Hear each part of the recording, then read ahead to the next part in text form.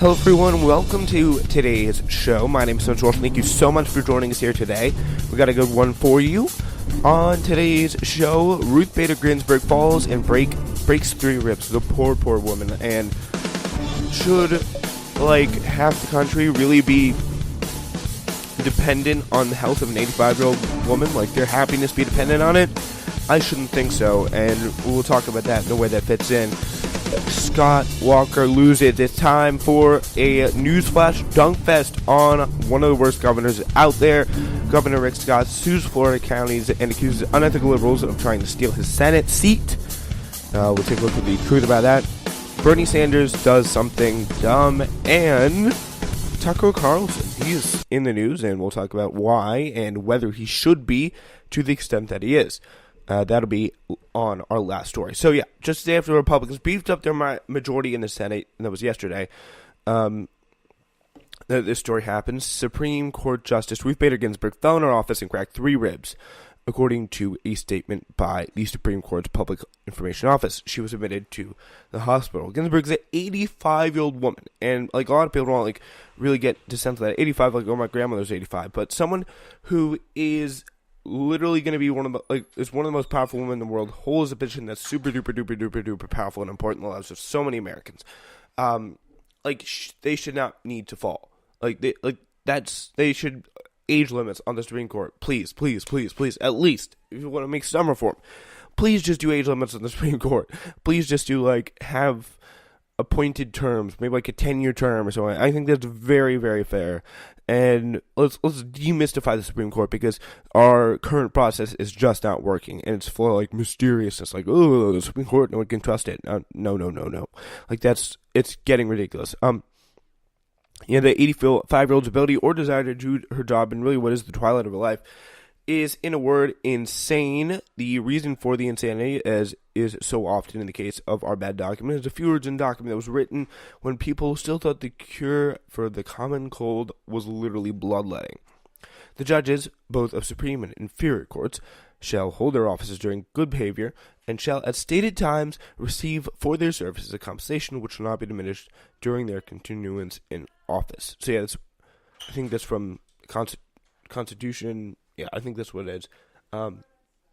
And what this means is essentially you cannot sit on the federal bench until you can't sit on the federal bench until you decide to die, to quit.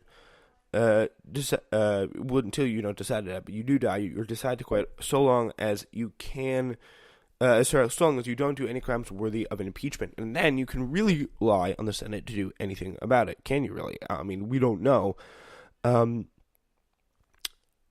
Because we do have the situation with, obviously with Kavanaugh, obviously with the awful showing from Merrick Garland and all that stuff. What we're now seeing is the worst possible version of what this looks like. President Donald Trump has been in office for more, just around 2 years. In that time, he's already made 2 appointments for President Barack Obama and Bill Clinton did in their first 2 years, which is quite striking. One appointment came from the Republican-controlled Senate. Trump did a solid and just stole from Obama. He doesn't really need to, he did not earn that. That Obama should have had a appointment at that time, and he completely stole the seat for Gorsuch. And Trump used it, and then the other appointment became because Anthony Kennedy just got tired and talked to Trump, planned it all out. I don't know about that, but Anthony Kennedy pretty much just got tired, and Trump used those appointments to select 2 men in their early 50s, one of whom who's been obviously accused of sexual assault by multiple women, and yet got through the Senate anyway, because Trump was lucky that a majority of the senators simply just didn't give a you-know-what about this. Just a reminder, Trump lost the popular vote significantly by millions of votes. Should Ginsburg leave the court in the next 2 years, whether by choice or some other possible thing, maybe even a stiff breeze, and she just falls over? And I mean, I hate to talk about what is a pretty cool, pretty tough woman like that, but that just shows you the ridiculous situation that she's in, where she has to put up with something like this. It's really quite amazing. This doesn't really sound any functioning democracy. It sounds like something that's just the rules are bad, we need to change them. Like, when we should be and can be able to change them. Like, why are we making an 85-year-old do this, guys? Come on. There's a very simple solution to this, and that would be term limits or age limits or something of that situation. And what workable changes would be to put and appoint justices to 18-year terms staggered so that each president gets 2 appointments per term rather than for life. I really like that idea. Each presidential term would thus leave an equal mark on the court, and no single justice would remain on the bench for 30 to 40 years. New blood would make the court more vital and dynamic, and a poll showed in July showed widespread bipartisan support for term limits, because it makes way much more sense. Like, even Republicans know that this situation that we have right now is not working. It's a really ridiculous situation, because the Republicans probably know equally as well, like, they could find themselves in the same situation the Democrats are in. The Chief Justice John Roberts wrote a memo in 1983 arguing for term limits, and there are already groups working to implement the idea. The main barrier to reform like this is would require a constitutional amendment. Amending that language would require 2/3 of constitutional convention called by Congress, and 2/3 of states, or 2/3 majorities in both House and Senate for passage. And then ratification by 3/4 of the states. There's a reason why the Constitution does not get amended very often. It's hard as hell. That doesn't mean it is impossible. University of Virginia poll found that earlier this year, over 2/3 of Democrats, Republicans, and Independents support term limits. A very, very popular idea. 3 Republican presidential candidates in 2016 all backed term limits. A national campaign aimed at reforming the judiciary, but the constitutional amendment would take years for passage, possibly even decades, but it'd be well worth it in the long run. I mean, we got to make some quick action, though, because we may not, I'm currently viewing the world as in a, literally in a 20 to 30 year time frame. Like, we only have 20, 30 years. Like, let's get this thing going, because of the climate change news, which is quite incredible. Also, before we get to our next story, I just want to say the White House literally doctored that video of a White House intern. Sarah Sanders literally tweeted this situation of this video of Jim Acosta at the press conference yesterday, and it was completely doctored to make Acosta look more violent, and he got it apparently from InfoWars, which is incredible. And then you look at the unedited video, it makes it, we're going to have to mute that there, but there's literally no touching, no kind of violence at all. And then with the InfoWars video, it looks like the hands are practically all over each other and hugging, which is ridiculous. But yeah, so that is a quick little tidbit. But Scott Walker isn't worth a lot of time. We got minutes on the show. We got to do, and we got to move on here. But Catherine Kruger in Splendor Day is a great tribute, or lack of thereof, an anti-tribute to Scott Walker, a tribute to Scott Walker losing. And I think probably his loss could be set up by saying one statement, just a few words from the AFL-CIO, one of those pesky little unions that Scott Walker always was very much so against. The quote: Scott Walker was a national disgrace. Yes, he was. So Walker was first elected governor of Wisconsin in 2010, and that campaign obviously had all the hallmarks of conservative, the traditional conservative campaign, and would now feel like quaint relics of another era when just opposed to the craziness of Donald Trump. Walker campaigned on opposing abortion across the board, obviously, even in cases of rape or incest. He opposed marriage equality, and he was stridently anti-immigrant. Before, that was the only possible thing you could be in the Republican Party, and he rode to victory on his birthday, no less, on a tsunami of sweet cash from the Koch brothers, Americans for Prosperity. And remember, that was the Tea Party year, and those right-wing candidates injected the new blood, and soon all the moderates got primaried out, and look where we are today. Within months of taking office, the assault began. Walker's administration took aim on the state school teachers, public sector workers, teachers and public sector workers with Act 10, an innocuously named bill to cripple unions, and an obvious thank you note to the Koch brothers and their allies for supporting his campaign.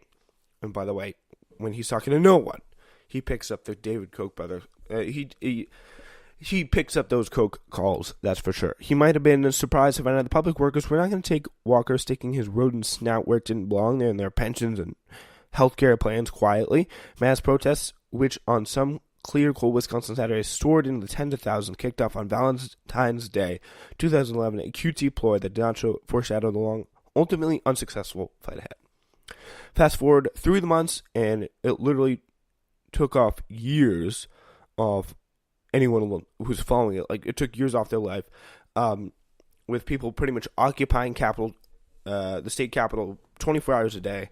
And the beautiful rotunda became, as Scott Walker put in his book, a theater of the absurd. But it was actually a pretty cool moment to see such like strong people coming out there and saying it. I mean, anyone who from the Midwest knows just how dire a locale the Rockford, Illinois, 14 heroic Democratic senators, by the way, they flee the state. I don't know if you happened. Wisconsin Democratic senators, they could not vote without their presence. So 14 of them just like literally left the state for Rockford, Illinois, to avoid voting on Walker's budget. Visits to Madison from the cast of The West Wing and on and on. It was a pretty big deal. It was one of the probably the biggest situations that like it was a whole thing. It was a whole scenario. Pretty much going on in Wisconsin. Those Democratic senators pretty much pulled a pretty radical move. Between the paper and all the media coverage, it was absolutely crazy. So when Walker started actively messing around with the state, it really felt intensely personal, especially for the author of this story, who kind of been quoting in and out, Catherine Kruger, because she wrote for the newspaper there at the time, and it was really, really incredible to see this take place. So yeah, it really was tight. It was personal, and it was absolutely awful. And I mean, I personally, who found out about Scott Walker's record, like literally the days before the election, like if you go back and watch the coverage of election night, you can see how happy I was, how like it was so like hyped up when I saw Tony Evers, a People for Brenie, Our Revolution endorsed candidate, win in Wisconsin last night, which is pretty cool stuff.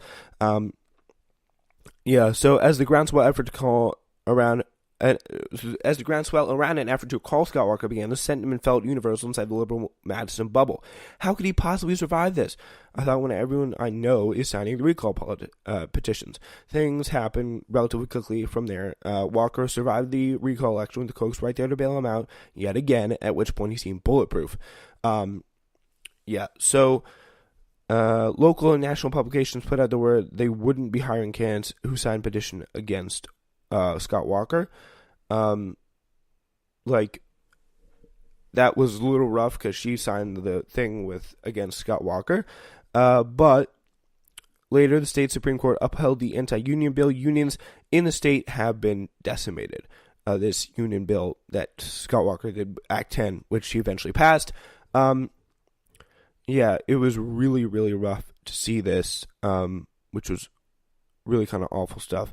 That it really kind of decimated the reputation that Wisconsin has, kind of the birthplace of progressivism, like the birthplace of unions.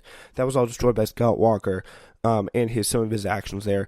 His next 2 terms in office were the pressing parade of Republican-controlled legislature, waging war on the University of Wisconsin, passing deep budget cuts year after year, attacking tenure, and posing an existential threat to academic freedom.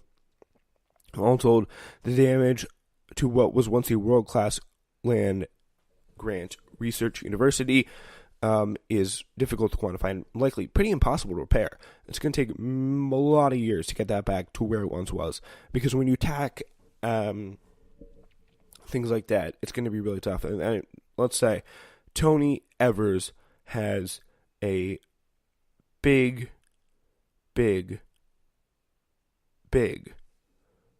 job ahead of him. He has his work cut out for him, and we wish him obviously the best of luck in trying to do the hero's work, do the people's work in Wisconsin and figure this whole